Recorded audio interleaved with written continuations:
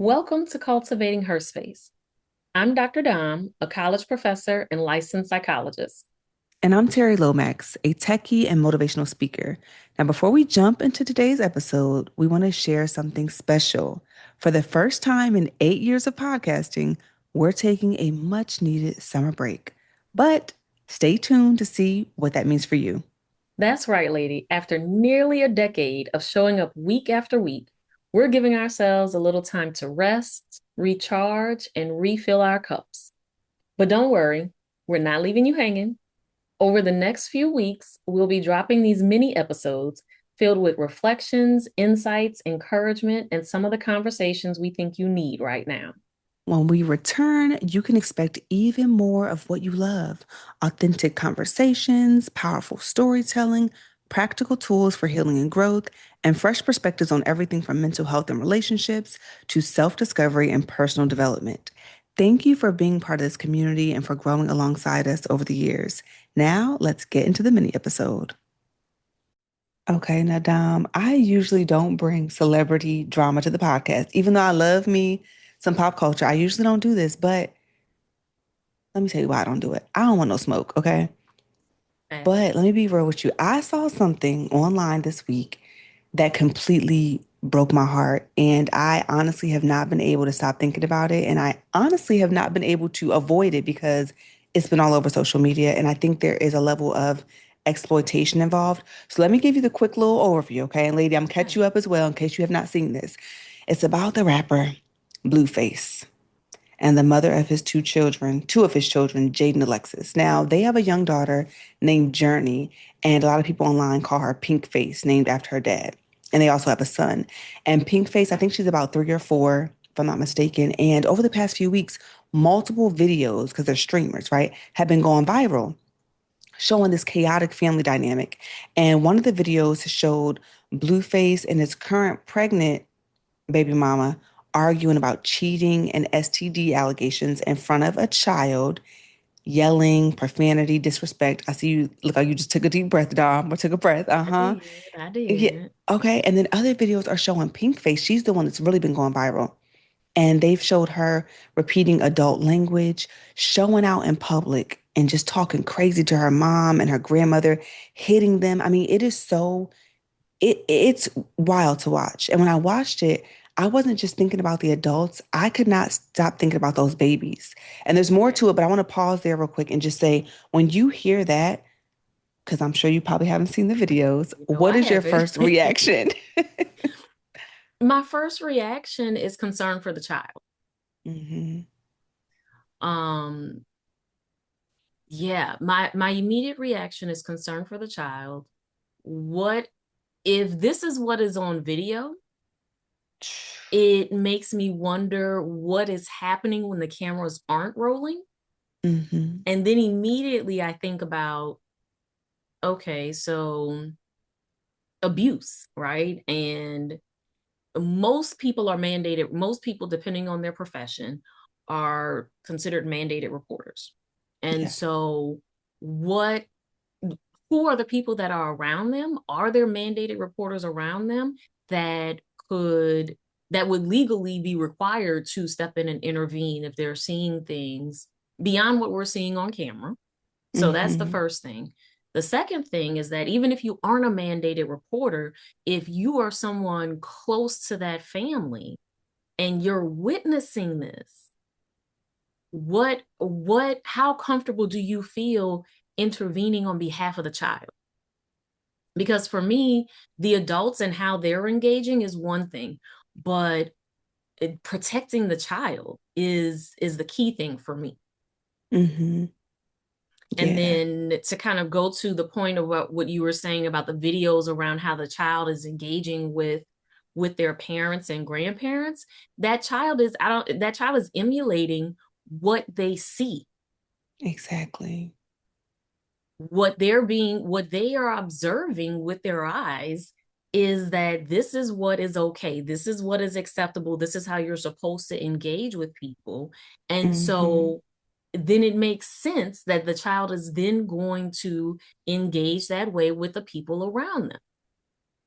And Yeah. adults oftentimes get upset and immediately want to rush to try and correct a child's behavior and tell the child, no, don't do that, and forgetting that, well, where is the child learning this behavior from?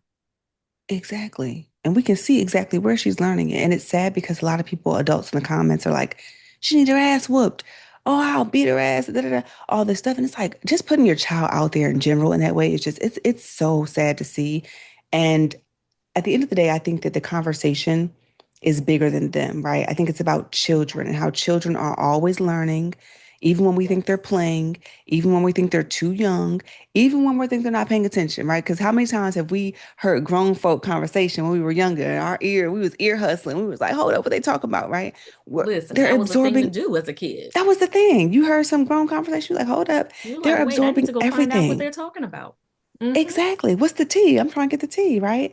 And so I think it's important for us to remember that like kids don't just hear words, they absorb energy, right? And a lot of Mm-hmm. times I see adults underestimating how how much children understand, especially at various ages. Yes. And being considering Yes. that I have a 5-year-old, like you know, before I had my daughter, I raised my siblings, so I was aware, but like I forgot how smart they are at such a young age. Like the things she would say to me at 2 and 3, I'm like, how did she, who told her this? Like, where did this?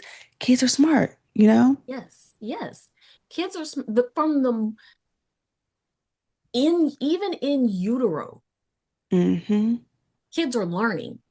Yeah. So as if you are carrying a child in your womb, all the things that are happening to you are happening to that baby. And so even before they are actually physically present visual in the world, they are absorbing things. They are learning. Mm-hmm. Kids are like sponges. Yeah. And so, and like you pointed out, the energy that is around them is the energy that they pick up on. Yeah. And that lasts, that sits with them, that stays with them. And kids will readily mimic what they see, even if they don't have the full understanding of what they're doing. Yeah. They will imitate what they see. And even when there is some level of understanding, there's not a full level, an adult level of understanding. Mm-hmm. At certain developmental milestone ages, like points, kids start to have some level of understanding of when to, and some level of discernment of when to engage, right?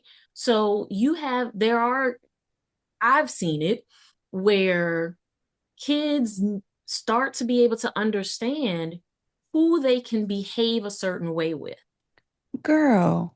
Yes. I see it now. My Mhm. daughter, she be trying to get over on her daddy, but she know mommy don't play that shit. Especially, you know, like Exactly. mommy's boys and daddy's girls. A lot of times you see it in that dynamic, or just with kids in general for sure. But that is so true. They know. We knew who we could play with when we were younger. I could get over on my dad way more than I could my mom for sure. Like, Yeah, yeah, you start to pick up on that, and you yes, start to behave accordingly. yeah.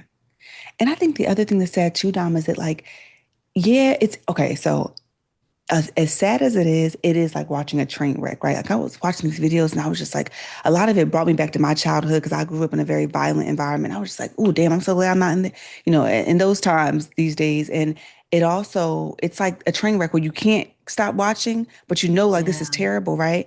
And I think the worst part of, well, one of the most terrible things about it is that these kids are going to be out in society. Like they may be in the classroom with your kids. You know what I mean? It's like, I don't want my Hmm. child around that type of behavior because now they're going to possibly emulate that or be impacted by that. But the other Yeah. thing too, Dom, so I went to this meditation retreat years ago and there was a scientist there and they were talking about brain waves. And he talked about Hmm. how in the first 7 years of life, a child's brain is predominantly operating in theta brainwave state, meaning that, like you said, they are a sponge. So they're literally downloading beliefs and habits and behaviors and emotional patterns. And they're doing that, it's downloading into their subconscious without a conscious filter. And I think a lot of the reasons that many of us are can are facing things that we dealt with in childhood, especially in those first critical years, is because it was downloaded into the subconscious. Like it's there. And now I find myself reprogramming stuff that just feels innate because it happened so when I was so young, when I was in that vulnerable state. And so it's so important for us to protect the babies, protect the kids. It is critically important to pay attention to, particularly, like you said, those first few years of life and how we engage and what are we teaching? What are we as the adults doing when we don't think the children are watching? Because the Yeah, reality is that they're always watching. exactly. And I think that this is a conversation we can have on a deeper level in the future. This is a mini episode, ladies. So we just want to kind of close out with a couple key takeaways. And one thing to remember is that this is not about being a perfect parent or perfect adult. I do believe that there are certain things we just should not be doing around children, right? Everyone has their own beliefs and perspectives. Yeah. I personally, I'm not going to be cussing nobody out and doing all that rah rah in front of my child or even listening to certain music. Like, I think back to me listening to like even though we laugh about it, like I should not have been listening to Genuine and hearing about sex addiction and stuff when I was a child because I'm memorizing these songs and now I'm singing it and you know what I mean? Like it's just, Don't it's even not know what it means, appropriate. but you're singing it. Listen, I was singing some Yeah, wild stuff. girl. And but I think also the thing too is we live in a time where the internet gives kids access to way more than we had access to when we were growing up, right? Yeah. And so the thing to remember is that even with all the parameters that you can put in place as parents, you don't Mm-hmm. have 100% control over the environment and what your kids Yeah. have access to. And so Mm-hmm. for me, what I think about is, and what I encourage parents to do is to create space for dialogue, right? Yes. About what kids are observing, asking kids about how they feel, teaching them about their feelings, and then Mm-hmm. asking and making room for conversation about what it is that they're hearing, right? And Yeah. what does it mean? And putting it in developmentally appropriate terms, right? Yeah. You have a kid that witnesses a car accident. You don't, a 5-year-old witnessing a car accident isn't going to get the same explanation as your 16-year-old, but you Mm-hmm. still are going to talk to each of them about what they witnessed. Yeah. That is so good. And I think I guess closing reflection is that children don't just remember what we tell them, they remember what we show them and what they see. So let's keep that in mind. Let's protect the babies and let us know if you have any perspectives that you want to add to this conversation, lady.